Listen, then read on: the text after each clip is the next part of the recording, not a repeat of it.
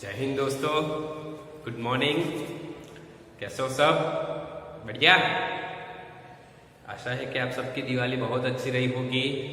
New year भी आपने बहुत एंजॉय किया होगा, बहुत खुशी से आनंद से अपने परिवार वालों के साथ, अपने माता पिता के साथ, भाई बहन के साथ उत्साह से दिवाली और न्यू ईयर मनाया होगा, है ना। अब दिवाली पूरी हो गई, वैकेशन भी पूरा हो गया, अब हमारा सेकंड सेमेस्टर शुरू हो गया। बराबर, सेकंड सेमेस्टर का हमारा एक दूसरा वीडियो है। पहला वीडियो आपने देख लिया बेटी कविता का। लाइव क्लास में भी हमने थोड़ा दिवाली असाइनमेंट का रिवीजन कर लिया। अब हमारे इस दूसरे वीडियो में आज हम हमारी टेक्स्ट बुक में से, हमारी किताब में से जो दूसरा पार्ट है, दूसरा एक इकाई है, हम भी बने महान, उसके बारे में थोड़ी चर्चा करेंगे, उसको समझेंगे। दोस्तों, यहाँ पर हमारे पाठ का नाम ही है हम भी बने महान, यानी हमें भी महान बनना है।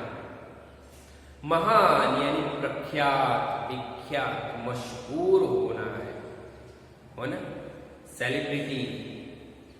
तो हम महान कैसे बन पाए, हम कैसे महान बने, उसके लिए हमें क्या करना होगा कि हम महान बन सके। महान बनना इट मीन्स हमारा नाम रोशन करना, हमारे माता पिता का नाम रोशन करना, हमारे देश का नाम रोशन करना, दुनिया में ख्याति पाना, विख्यात होना, मशहूर होना, उसे महान बनना कहते हैं।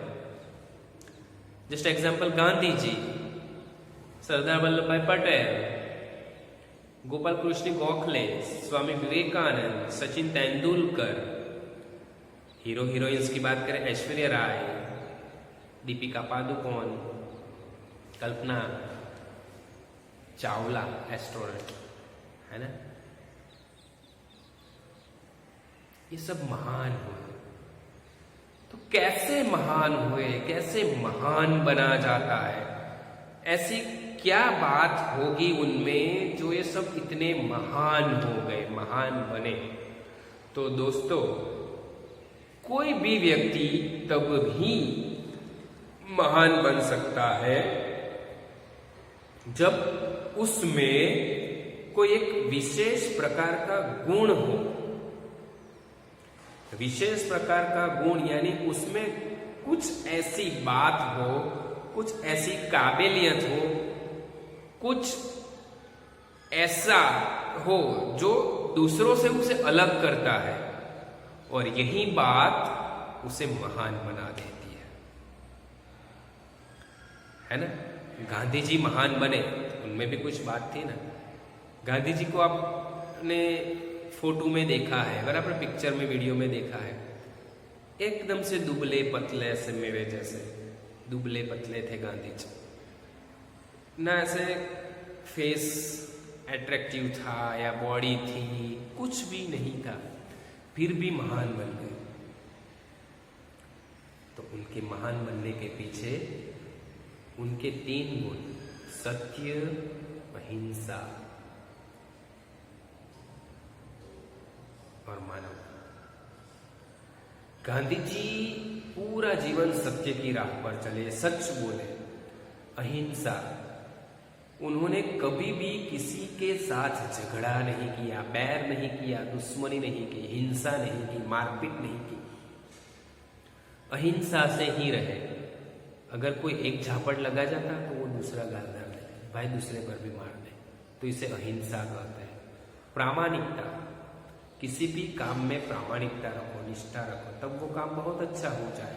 अगर हम उसमें अपना स्वार्थ देखेंगे तो वो काम बुरा ही होगा। तो गांधी जी इतने महान बने, हमारे पूरे देश के राष्ट्रपिता बने, इसके पीछे उनकी सत्य, अहिंसा, प्रामाणिकता, निष्ठा वैसे गुण थे, तभी वह महान बने।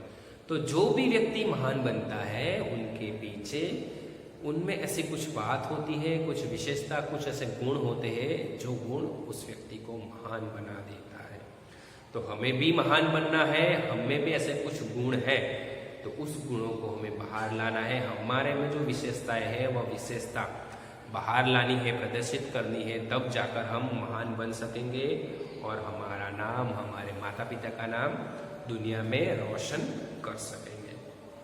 बराबर दोस्तों, हमारी इस किताब में जो दूसरी हमारी इकाई है, हम भी बने महान, उसमें 4 अलग अलग विभाग दिए गए हैं, 4 प्रसंग दिए गए हैं, विभाग नहीं प्रसंग दिए गए हैं।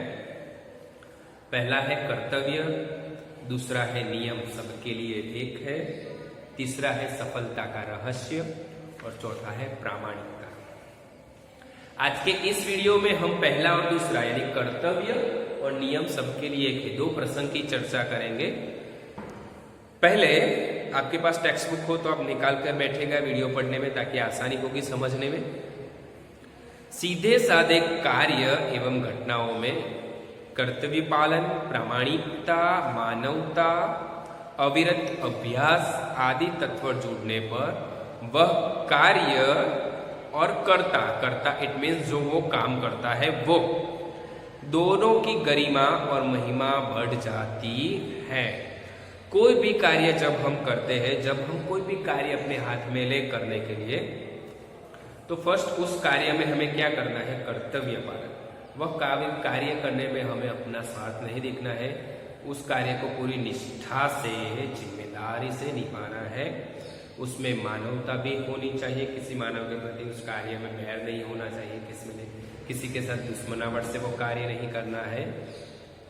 उस कार्य जब तक हम शुरुआत करें और जब तक वो पूरा ना हो, तब तक उसका अविरत अभ्यास करना है हमें कि कैसे वह कार्य करें, उससे क्या फायदा होगा, क्या लॉस होगा। तो लॉस होता है तो किस प्रकार हम उसे दूर करें, यानी अभ्यास, रिवीजन उसका सतत करना पड़ता है। आदि ये सब बातें जब उस कार्य में जुड़ जाती है तो वह बहुत अच्छा होता है और उससे कार्य जो करता है वह करने वाले व्यक्ति दोनों की महिमा बढ़ जाती है।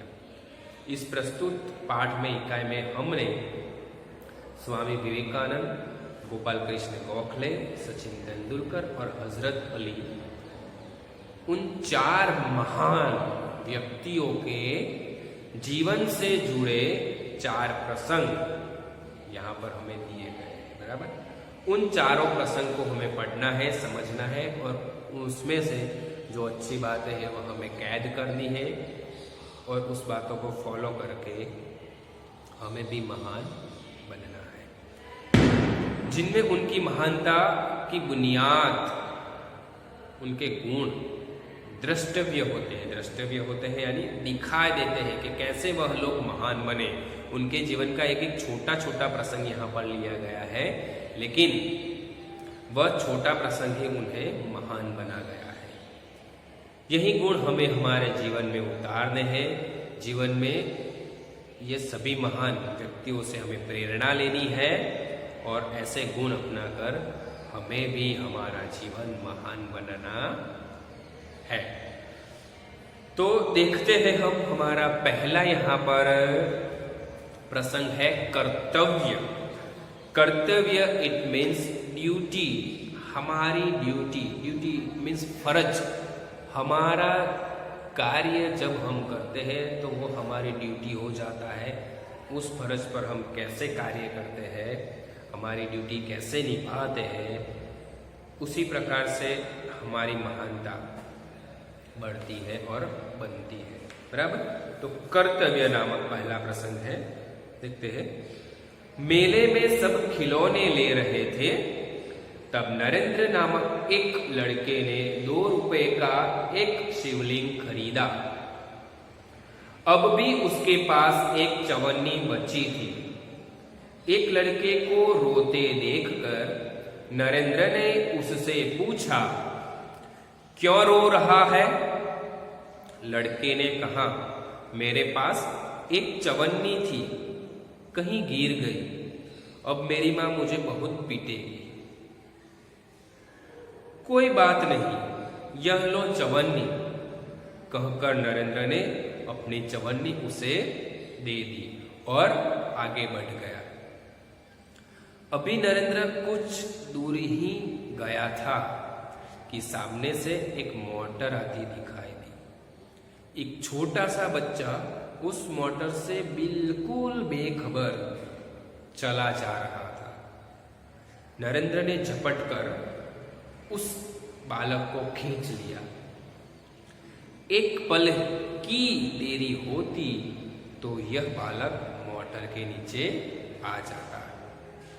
इस झपटने की क्रिया में नरेंद्र के हाथ से शिवलिंग छूटकर गिर गया और टूट गया। इस दौरान इकट्ठे हुए लोगों में से किसी ने कहा, बेचारे का नुकसान हो गया, कितने चाव से खरीदा था शिवलिंग। यह सुनते ही नरेंद्र ने कहा, इससे क्या, इस बालक की जान बचाना मेरा पहला कर्तव्य था, कर्तव्य है। वस्तु से भी व्यक्ति का जीवन ज्यादा महत्वपूर्ण है। मानवता सबसे ऊपर है। बचपन से ही ऐसे ख्यालात रखने वाला नरेंद्र आगे चलकर स्वामी विवेकानंद के नाम से प्रसिद्ध हुआ।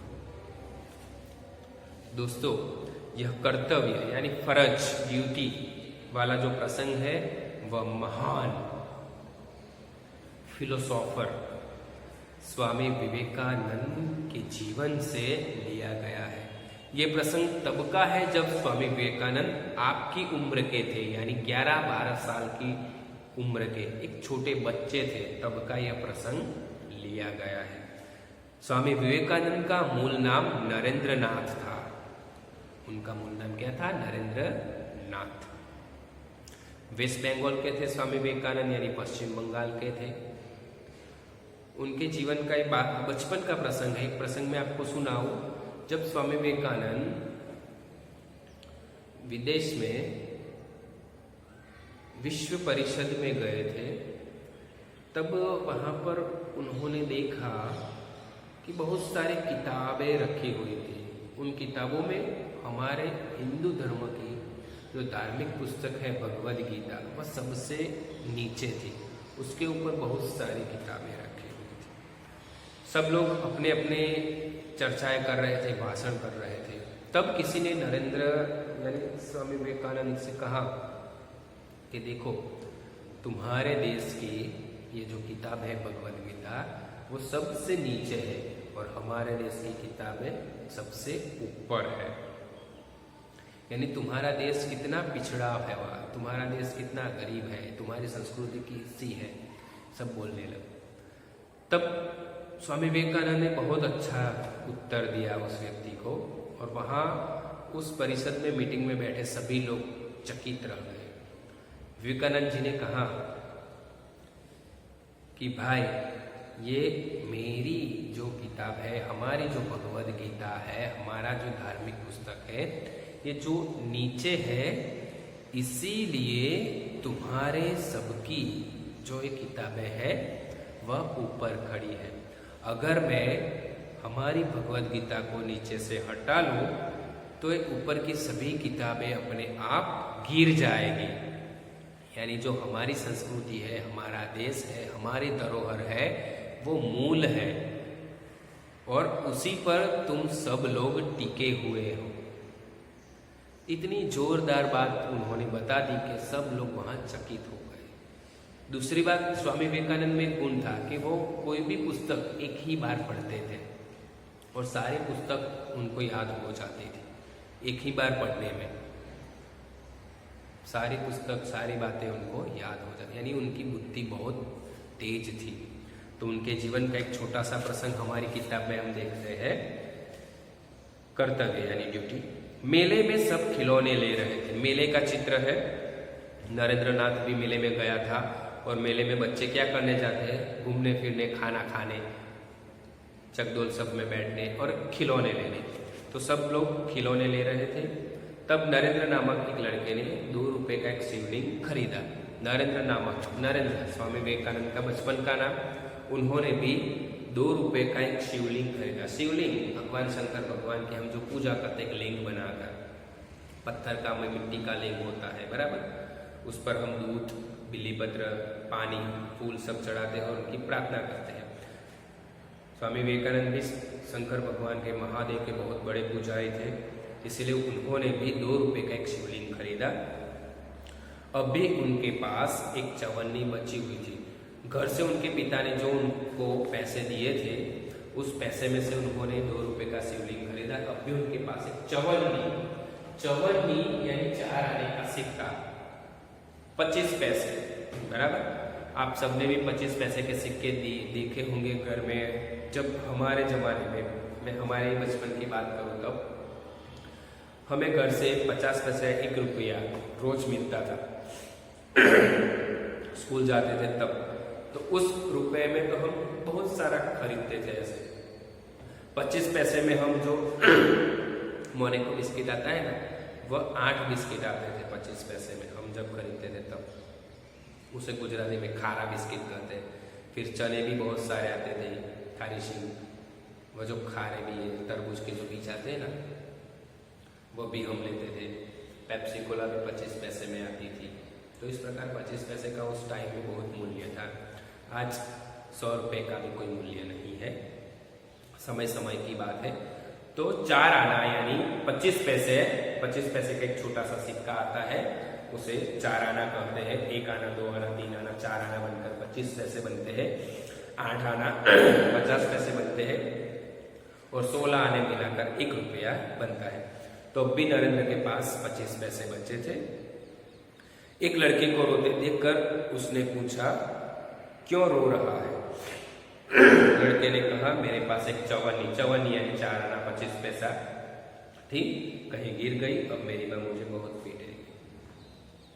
नरेंद्र ने शिवलिंग खरीदा। अभी उसके पास 25 पैसे बचे। वो आगे जा रहा था कि उसने देखा कि एक छोटा बच्चा रो रहा है। तो उसके नजदीक जाकर उन्होंने पूछा कि क्यों रो रहा है। देखो यहाँ पर मानवता, नरेंद्र भी छोटा है, वह बच्चा भी छोटा है, फिर भी नरेंद्र उस छोटे बच्चे को रोते हुए देखकर उसके पास गया। यानी उनको उनके प्रति कैसा लगाव, लागनी, प्रेम है, मानवता है उनमें दूसरे मानव के प्रति। वो गया और पूछा, तो बच्चे ने कहा कि मेरे पास एक चवन्नी 25 पैसा का सिक्का था, वो गुम हो गया। अब मैं घर जाऊंगा तो मेरी माँ मुझे बहुत पीटेगी मीन्स मारेगी, क्योंकि वो पैसा खो गया है इसलिए। तब नरेंद्र ने कहा कि कोई बात नहीं, ये लो मेरे पास एक चवन्नी है, 25 पैसा है, वो तुम रख लो। और उसने अपने 25 पैसे, अपनी चवन्नी उस लड़के को दे दी और फिर कुछ भी कहे बिना वहां से आगे बढ़ गया, मेले में आगे घूमने के लिए निकला। अब नरेंद्र कुछ ही देर गया था, यानी कुछ ही दूर निकला था कि सामने से एक मोटर आई। मोटर यानी 4 व्हीलर कार आई और एक छोटा बच्चा कार जिस रास्ते पर से आ रही थी उसी रास्ते पर बिल्कुल बेखबर होकर चला जा रहा था। बेखबर मीन्स एक छोटा बच्चा उसी रास्ते पर चलता जा रहा था, उसे खबर नहीं थी, बेखबर था उसके सामने से कोई कार आ रही है, वो तो ऐसे ही बस चला जा रहा था। नरेंद्र ने देखा कि सामने से कार आ रही है, एक छोटा बच्चा बेखबर होकर वहां चला जा रहा है। अगर छोटा बच्चा हटा नहीं तो उस कार के साथ उसका एक्सीडेंट हो जाएगा, बच्चा मर जाएगा, उसे चोट लगेगी। नरेंद्र ने झपट कर वहां पहुंचा और उस बालक को खींच लिया। कार एकदम नजदीक आ रही, बच्चा भी नजदीक जा रहा है। नरेंद्र ने देखा कि बच्चे को मालूम नहीं है कि कार आ रही है, अगर नहीं हटा तो उसका एक्सीडेंट हो जाएगा, इसलिए नरेंद्र फटाक से गया और झपट कर एकदम से ऐसे खींच कर उस बच्चे को रोड से साइड पर ले लिया ताकि कार के साथ उसका एक्सीडेंट न हो जाए। एक पल की भी देरी होती तो बालक मोटर के नीचे आ जाता। एक पल यानी 1 सेकेंड की बराबर देरी होती तो वो कार के नीचे आ जाता, कार के साथ उसका एक्सीडेंट हो जाता। लेकिन नरेंद्र ने सावधानी बरतकर तुरंत उस बच्चे को बचा लिया। इस झपटने की क्रिया में नरेंद्र के हाथ में जो शिवलिंग था, अभी उसने 2 रुपए का खरीदा था, वह शिवलिंग नीचे गिर गया और छूटकर टूट गया। मिट्टी का शिवलिंग था इसलिए नीचे पड़ा और वह टूट गया। यह सारी घटना जब घटी तब वहां बहुत सारे लोग इकट्ठे हो गए थे। तो उन भीड़ में इकट्ठे हुए लोगों में किसी ने कहा, बेचारे का नुकसान हो गया। बेचारा कौन? नरेंद्र। उसका जो शिवलिंग टूटकर गिर गया ना, गिर कर टूट गया तो उसका नुकसान हो गया, ऐसा किसी ने कहा। तब नरेंद्र ने, और आगे वो आदमी बोला कि बेचारे का नुकसान हो गया, कितने चाव से खरीदा था। चाव यानी प्रेम, लगन, हमें जो चीज पसंद आती है हम वो खरीद लेते हैं। तो यहाँ पर भी कहते हैं कि कितने प्रेम से उसने शिवलिंग को खरीदा था, लेकिन वो तो टूट गया, उसका नुकसान हो गया। यह बात जब नरेंद्र ने सुनी तब फटाक से नरेंद्र बोले, इससे क्या, एक बालक की जान बचाना मेरा पहला कर्तव्य है। मेरा शिवलिंग तो सिर्फ 2 रुपए का था और वो मिट्टी का था, आज नहीं तो एक ना एक दिन तो टूट ही जाना था। तो अभी टूट गया, इससे क्या हुआ, मेरा सिर्फ 2 रुपए का नुकसान हुआ है, लेकिन एक बालक की, एक इंसान की जान बचाना ये मेरा पहला कर्तव्य, मेरी फर्ज है, मेरी ड्यूटी है। क्योंकि इंसान क्या है, जान की कीमत बहुत है। मनुष्य के जान की कीमत अनमोल है, उसकी कोई कीमत नहीं लगा सकता, बराबर। तो इस बच्चे की जान बचाना मेरा कर्तव्य, मेरी फर्ज थी, मेरी ड्यूटी थी। क्योंकि मनुष्य की कीमत बहुत है, ज़्यादा है, वह अनमोल है। इसके आगे 2 रुपये, 4 रुपये, 50 रुपये कोई मायने नहीं रखता, कोई भी वस्तु मायने नहीं रखती। क्योंकि मनुष्य महान है, उसकी कीमत ज़्यादा है, वह अनमोल है। वस्तु से व्यक्ति का जीवन ज़्यादा महत्वपूर्ण होता है। हमें भी यह बात सीखनी है कि हमें भी ज़्यादा वस्तुओं का मोल नहीं करना है, वस्तुओं को महत्व नहीं देना है, हमें इंसान को महत्व दे देना है, इंसान की जिंदगी को महत्व देना है। आज कल हम क्या करते हैं कि ज़्यादा हम भौतिक सुख के पीछे भागते हैं और इंसान को छोड़ देते हैं। इस भागदौड़ भरी हमारी जो जिंदगी है उसमें हम इंसान से प्यार करना भूल गए हैं।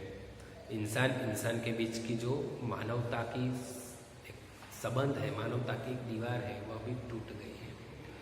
आज हम लोग बस भौतिक चीज़ों के पीछे भागते हैं और उनके लिए हमारे सगे संबंधियों से मिलना छोड़ देते हैं, हमारे माँ बाप तक को भी छोड़ देते हैं, उनकी खबर भी नहीं रखते। तो यह बात गलत है। हमें वस्तु से ज़्यादा इंसान को अहमियत देनी चाहिए, क्योंकि वस्तु से ज़्यादा व्यक्ति का जीवन महत्वपूर्ण है। अगर व्यक्ति एक बार चला गया तो वो दूसरी बार नहीं वापस आएगा। वस्तु तो एक बार टूट गई, फूट गई तो वो दोबारा नहीं आ सकती है। मनुष्य अगर हमारे से एक बार छूटा हो गया, वो मर गया, तो वो दूसरी बार नहीं वापस आएगा। इसीलिए मनुष्य से प्रेम करो, उसको इज्जत दो, उसकी महत्व को समझो और वस्तुओं से कम लगाव रखो। मानवता सबसे ऊपर है। और बचपन से ही नरेंद्र ऐसे ख्याल रखते थे, उनकी विचार ऐसे है ना, ख्याल यानी विचार, उनके विचार इतने महान थे, इतने ऊंचे थे, तभी जाकर वह छोटा नरेंद्र नाथ बड़ा होकर स्वामी विवेकानंद के नाम से प्रसिद्ध हुआ यानी मशहूर हुआ, विख्यात हुआ। इतने ऊंचे विचार रखने वाला मनुष्य महान ही होगा, प्रसिद्ध ही होगा। तो हमें भी उनके जीवन से यह बात सीखनी है कि हमें वस्तु से ज्यादा व्यक्ति को महत्व देना है, क्योंकि वस्तु से ज्यादा व्यक्ति की कीमत महान है, वस्तु की कीमत कम है, व्यक्ति की कीमत ज्यादा है। इसलिए नरेंद्र के इस कर्तव्य से हमें मानवता का गुण सीखने को मिलता है। दूसरा दोस्तों, आपको एक बात बता दूं, आप विवेकानंद के बारे में थोड़ा पढ़िएगा। अभी घर बैठे हो फिलहाल तो नेट पर भी विवेकानंद के बारे में बहुत कुछ जानकारी है, तो आप नेट का यूज़ करके वो पढ़िएगा, बहुत जानकारी मिलेगी आपको और बहुत सीखने को मिलेगा। दूसरा है नियम सबके लिए है। दूसरा हमारा नियम सबके लिए। तो यह बात सन 1885 की है। पूना के न्यू इंग्लिश हाई स्कूल में समारोह हो रहा था। प्रमुख द्वार पर एक स्वयंसेवक नियुक्त था, जिसे यह कर्तव्य भार दिया गया था कि आने वाले अतिथियों के निमंत्रण पत्र देखकर उन्हें सभास्थल पर यथास्थान बिठा दे।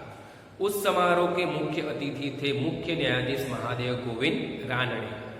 जैसे ही वह विद्यालय के द्वार पर पहुंचे, वैसे ही स्वयंसेवक ने उन्हें अंदर जाने से शालीनता पूर्वक रोक दिया और निमंत्रण पत्र की मांग की। बेटा मेरे पास तो निमंत्रण पत्र नहीं है, रानड़े ने कहा। क्षमा करें, तब आप अंदर प्रवेश न कर सकेंगे, स्वयंसेवक नम्रता पूर्वक बोला। यानी स्वयंसेवक ने नम्रता पूर्वक उत्तर दिया। द्वार पर रानड़े को देखकर स्वागत समिति के कई सदस्य आ गए और उन्हें मंच की ओर ले जाने लगे का प्रयास करने लगे, पर स्वयंसेवक ने आगे बढ़कर कहा, श्रीमान, मेरे कार्य में यदि स्वागत समिति के सदस्य ही रोड़ा अटकाएंगे तो फिर मैं अपना कर्तव्य कैसे निभाऊंगा? कोई भी अतिथि हो उसके पास निमंत्रण पत्र होना ही चाहिए। भेदभाव की नीति मुझसे नहीं बरती जाएगी। यह स्वयंसेवक आगे चलकर गोपाल कृष्ण गोखले के नाम से प्रसिद्ध हुआ और देश की बड़ी सेवा की। तो दोस्तों, दूसरा हमारा जो प्रसंग है नियम सबके लिए है, वह गोपाल कृष्ण गोखले हमारे महान नेता, उनके जीवन से लिया गया है। बराबर, रूल फॉर ऑल, नियम सबके लिए एक ही है। यह बात है, देखते हैं, सन 1885 यानी 1885 की यह बात है। तब गोपाल कृष्ण गोखले स्कूल में पढ़ते थे। स्कूल का नाम है new English high school. New English high school Poona में आई हुई है। वहाँ पर एनुअल प्रोग्राम हो रहा था, उसकी बात थी। एनुअल प्रोग्राम में स्कूल के कई सारे छात्र ऐसे स्वयंसेवक का कार्य करते थे। स्वयंसेवक इट मीन्स सेवा की भावना से काम करने वाला। बराबर, वह काम का पैसा नहीं लेता, मुफ्त में काम करता है, स्वयं सेवक बनता है, खुद कार्य करता है, उसे स्वयं सेवक कहते हैं। जो सेवा की भावना से कार्य करता है, वो कुछ पैसा वगैरह नहीं लेता। तो एनुअल प्रोग्राम में समारोह यानी उत्सव था, उसमें स्वयंसेवक के रूप में कार्य कर रहे थे। नियुक्त किया गया था स्वयंसेवक के रूप में। नियुक्त करना यानी काम पर लगाया हुआ। बच्चों को स्वयंसेवक के दौर पर बेस लगाकर उनको काम पर रखा गया था, जिसे यह कर्तव्य भार दिया गया था। कर्तव्य भार यानी उचित काम की जिम्मेदारी। बराबर, जैसे आप भी स्कूल में मॉनिटर बनते हो या अलग अलग टीम के कैप्टन बनते हो, तो आपका जो कर्तव्य भार आता है, जिम्मेदारी आती है, बराबर, ड्यूटी होती है। उस प्रकार यहाँ पर स्वयंसेवक की ड्यूटी दी गई थी। क्या ड्यूटी थी उसकी? कि जो भी व्यक्ति आने वाले अतिथि, मेहमान, अतिथि मीन्स मेहमान, बराबर, यहाँ पर है मेहमान, उनको निमंत्रण पत्र यानी इनविटेशन कार्ड देखकर उन्हें सभा स्थल पर यथास्थान बिठा दे। सभा स्थल यानी पर जहाँ जो प्रोग्राम होने वाला था, यहाँ पर उनका इनविटेशन कार्ड देखकर उनको यथास्थान कुर्सियों पर बिठा दे। वह ड्यूटी स्वयंसेवकों को दी गई थी। उस समारोह के मुख्य अतिथि थे मुख्य न्यायाधीश महादेव गोविंद रानड़े, और वो जो प्रोग्राम एनुअल फंक्शन होने वाला था, उसके जो चीफ गेस्ट थे, मुख्य मेहमान थे, उनका नाम था महादेव गोविंद रानड़े, और वो पूना के मुख्य न्यायाधीश थे यानी जज थे पूना शहर के, और वो चीफ गेस्ट के रूप में यहाँ पर थे। जैसे ही वह विद्यालय के द्वार पर पहुंचे, वैसे ही स्वयंसेवक ने उन्हें अंदर जाने से शालीनतापूर्वक रोक दिया।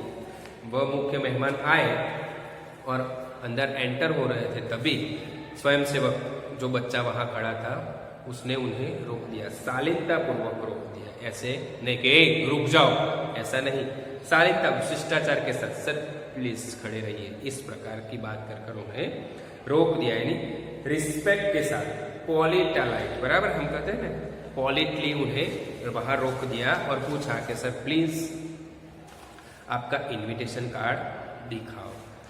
आप यहाँ पर आए हो, आपको इनवाइट किया गया है, तो आपका प्लीज इनविटेशन कार्ड दिखाओ, क्योंकि मेरी ड्यूटी है कि मैं किसी को इनविटेशन कार्ड देखे बिना अंदर नहीं जाने दूं, ताकि आप अपना इनविटेशन कार्ड दिखाओ और जाओ। तब उस मुख्य मेहमान ने कहा कि बेटा मेरे पास इनविटेशन कार्ड, निमंत्रण पत्र नहीं है। तब वो स्वयंसेवक ने कहा कि सॉरी सर, क्षमा करें, यानी सॉरी, मैं आपको अंदर नहीं जाने दे सकता। और वो उत्तर भी उसने नम्रतापूर्वक ही दिया, यानी विनय के साथ, रिस्पेक्टली कहा, रिस्पेक्टफुली, सर सॉरी, मैं आपको अंदर नहीं जाने देता, क्योंकि मेरी जवाबदारी है कि मैं इनविटेशन कार्ड देखूं, फिर किसी को अंदर जाने दूं। ये दोनों के बीच बातचीत चल रही थी। तब स्वागत समिति, जैसे हमारे स्कूल में समिति होती है ना, प्रेयर समिति है, स्टेज समिति है, बराबर, डिसिप्लिन कमेटी है, उस प्रकार की सभी कमेटी उस कार्यक्रम में भी थी। तो स्वागत कमेटी के लोग वहाँ पर दौड़े आए, सदस्य यानी उनके जो लोग होते हैं वह दौड़े आए और उन्हें अंदर ले जाने का प्रयास करने लगे। किन्हें? महादेव गोविंद रानड़े को, जो चीफ गेस्ट थे, मुख्य मेहमान थे, उन्हें सब स्वागत समिति के लोग आए और अंदर ले जाने का प्रयास करने लगे। तब स्वयंसेवक आगे बढ़ा और आगे आकर कहा, श्रीमान मिस्टर, मेरे कार्य में यदि स्वागत समिति के सदस्य ही रोड़ा अटकाएंगे तो फिर मैं अपना कर्तव्य कैसे निभा पाऊंगा। स्वागत समिति के लोगों से कहने लगा कि मिस्टर, मेरी ड्यूटी है कि किसी को भी इनविटेशन कार्ड देखे बिना अंदर नहीं जाने दूं, और मैं मेरी ड्यूटी कर रहा हूँ, और आप लोग ही मेरे कार्य में बाधा, रोड़ा अटकाना यानी बाधा डालना, रुकावट डालना, आप लोग ही मेरे कार्य में ऐसे रुकावट डालेंगे तो फिर मैं अपनी ड्यूटी कैसे अच्छी तरह से निभा पाऊंगा। कोई भी अतिथि हो उसके पास निमंत्रण पत्र होना चाहिए, भेदभाव की नीति मुझसे नहीं बरती जाएगी। उसने कहा कि कोई भी अतिथि हो, चाहे वो चीफ गेस्ट हो या कोई दूसरा अतिथि हो, सबके पास इनविटेशन कार्ड होना चाहिए और तभी मैं अंदर जाने दूंगा। मुझसे ये भेदभाव की नीति इट मीन्स कि मुख्य अतिथि है तो चलो उसको इनविटेशन के बिना जाने दो और दूसरों को इनविटेशन दिखा के ही जाने दो। ऐसी दोहरी नीति, भेदभाव की नीति मुझसे नहीं बरती जाएगी, यानी ऐसी ड्यूटी मैं नहीं कर पाऊंगा। यह स्वयंसेवक आगे चलकर गोपाल कृष्ण गोखले के नाम से प्रसिद्ध हुआ और उन्होंने देश की बड़ी सेवा की। यह स्वयंसेवक जो पहले से ही इतना निष्ठावान था, कर्तव्य को ही अपना धर्म मानता था, वह बड़ा होकर गोपाल कृष्ण गोखले बना। हमारे भारत देश का जो सबसे बड़ा स्थान है, राष्ट्रपति का स्थान, वह स्थान भी उन्होंने सुशोभित किया और राष्ट्रपति के पद पर रहकर भारत देश की बहुत सेवा की। बराबर, उन्होंने कोई भी काम में भेदभाव नहीं रखा। भेदभाव मीन्स हमारे व्यवहार में, हमारे दूसरों के साथ का जो व्यवहार होता है उसमें अंतर रखना। बराबर, दूसरों के साथ अच्छा व्यवहार करें, किसी के साथ बुरा व्यवहार करें। अगर हमारे रिलेटिव है तो उनको बिना आई कार्ड या बिना कुछ देखे जाए दूसरों के पास वो मांगे, उसे भेदभाव की नीति करते हैं, तो वह उनमें नहीं थी। तो बच्चों, यहाँ पर हमने दो प्रसंग देखे, कर्तव्य और नियम सबके लिए है। दोनों में से हमें समानता और कर्तव्य पालन की सीख मिलती है। वैसे गुणों को हमें हमारे जीवन में उतारें और हमारा जीवन भी महान बनाए। अगले वीडियो में और दो प्रसंग देखेंगे। तब तक के लिए इन दोनों प्रसंगों को अच्छे से पढ़िए, समझिए और अपने जीवन में उतारिए।